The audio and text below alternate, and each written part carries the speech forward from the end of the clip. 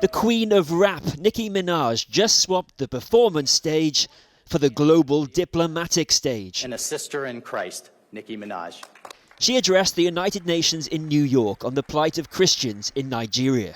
Christians are being targeted, driven from their homes, and killed. Churches have been burned. Families have been torn apart. The rap superstar was invited by the Trump administration after responding to one of the president's social media posts about the situation in Nigeria.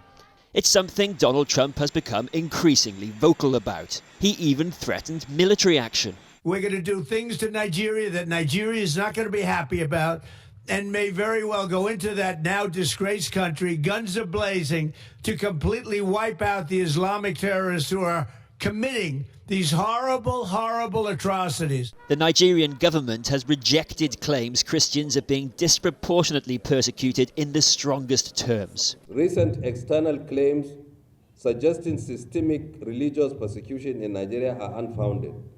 The recent designation of Nigeria as country of particular concern based on speculations of religious persecution is fundamentally misinformed. The reality is a much more complex picture in a country that's been plagued by extreme violence for some time.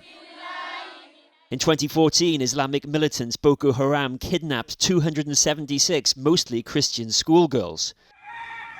Just this week, 25 school children were abducted in the country's northwest.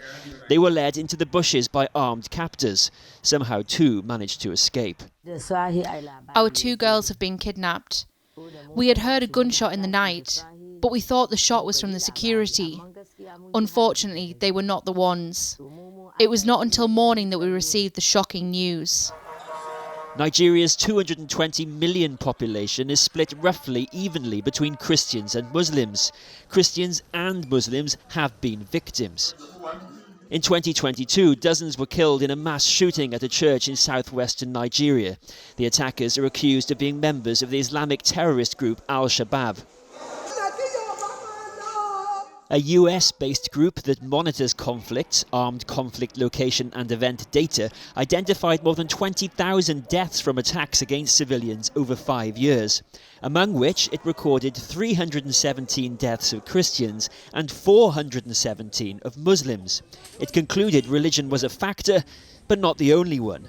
And more attacks took place in the mainly Muslim northwest than any other region, including an attack on a mosque there in August, in which 50 people were killed. But while each side has made allegations of genocide, it is claims of Christian persecution that have been amplified by President Trump. Although this week he hosted Saudi Crown Prince Mohammed bin Salman at the White House, a country where converting from Islam to Christianity is technically punishable by death.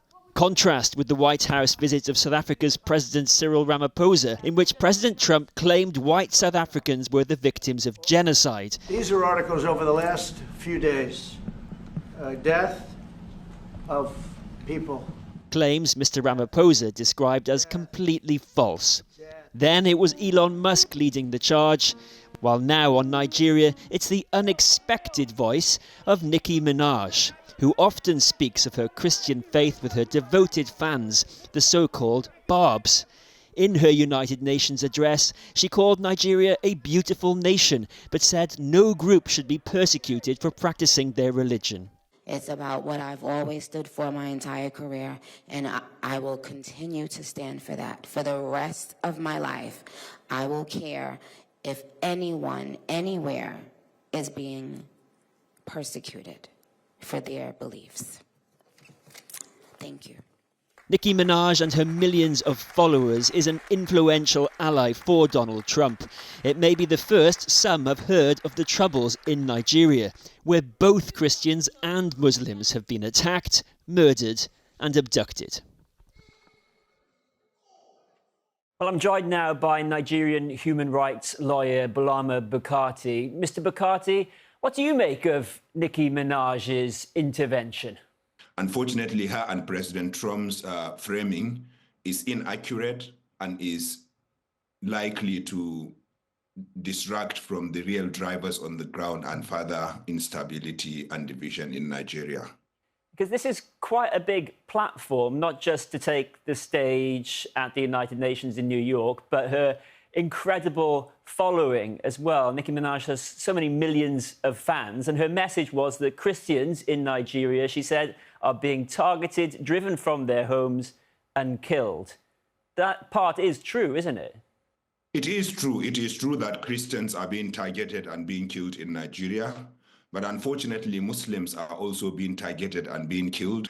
These are attacks by criminal groups and terrorist organizations that are indiscriminate, targeting markets, bus garages, targeting even internally displaced people's camps and sometimes even hospitals. It is a complex situation that this framing by Trump and Nicki Minaj is threatening to completely oversimplify. And if that happens, we will be detracted from the actual causes. Nigerians will be divided against each other. And in that kind of situation, only the terrorists and criminal gangs will be beneficiaries. When Muslims are attacked and killed in Nigeria, and we know that they are attacked and killed just as Christians are, why are Muslims attacked and killed? So Muslims are attacked and killed for different reasons, and they are for the same reasons Christians are attacked and killed. For example, the terrorist group Boko Haram and its splinter Islamic State West Africa province, which is allied to ISIS, they kill Christians for being Christians, for not subscribing to the group's ideology. They also kill Muslims for being moderate and for not subscribing to the group's ideology. Criminal gangs kill Muslims and Christians, but mostly Muslims because they operate in a predominantly Muslim area in northwestern Nigeria, raid villages, abduct individuals, keep them for weeks, sometimes months, in order to extort ransom. And they don't differentiate between Muslims and Christians or churches and mosques. But what is going to bring these horrific atrocities in Nigeria to an end? Because they have been going on so long, haven't they? And just this week, 25 school children were abducted. Exactly, 25 school children in a state that is predominantly Muslim. And unfortunately, when these attacks are on Muslim communities, they are just reported as victims. The religion doesn't come into the reporting because it doesn't fit into a specific narrative that some people want to push. Unfortunately, part of what is driving Nigeria's weak response is a weak security system. There are questions around very weak justice system. No terrorist leader, renowned terrorist leader has been arrested, prosecuted, and punished ever in the history of Nigeria. And that sends a signal of impunity to these groups that crime and criminality has no consequences. We have a very porous border. Our relationship with our neighbors, especially Niger, after the coup in Niger Republic, has weakened, and we need to strengthen the Nigeria's border and our cooperation with our neighbors. I suppose one thing that Nicki Minaj has achieved, though, even if you disagree with her framing, is that we are talking about this. Yeah, that's why in the beginning I said she has drawn attention to the situation, and I think that's a good thing. Unfortunately, misinformation travels across the world before the truth gets its shoes on. And I think she can do better. She said she wants to give her life to a bigger purpose. She says she wants to stand against injustice everywhere and against for persecuted people. Nigerian Muslims are suffering just in the same way or more than Nigerian Christians. She says she supports anyone's right to religious freedom, whichever religion they practice.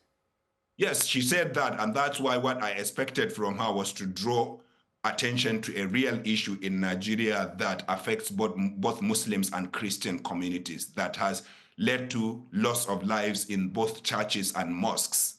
Bulama Bukati, thank you for speaking with us. Thank you. Thank you very much for having me.